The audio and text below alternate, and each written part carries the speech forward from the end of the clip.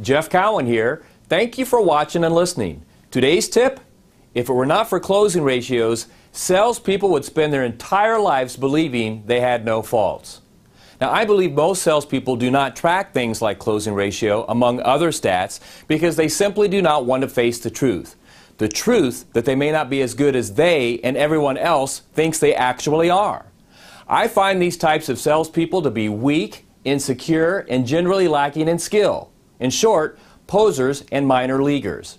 I mean, we all know sales is a numbers game. The more prospects you talk to, the more sales you're likely to make. However, too many times salespeople take that thought process too literally and just contact as many prospects as they can, getting a fair amount of easy sales. But here's what they miss. Those easy sales would still come, and the salesperson could have substantially more sales if they just slowed down a bit and worked some of those tougher prospects a little longer and a little harder. Not cultivating the tougher prospects is bad for them, bad for their prospects, and can literally put a business out of business.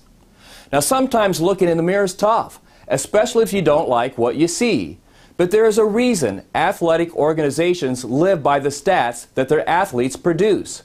And in turn, there is a reason the athletes watch those same stats very closely and train to maintain and improve these stats. Stats, or in our case, closing ratios, are what separate the big leaguers who make millions from the minor leaguers who don't. So, get over yourself. Stop posing. Look at your stats daily and never stop searching for ways to improve your stats, which includes closing ratios. Do this and you too can join the big leagues where the real salespeople play and win. Hey, thank you for watching and listening. I'm Jeff Cowan, and what you just heard here is how pros talk, think, and act.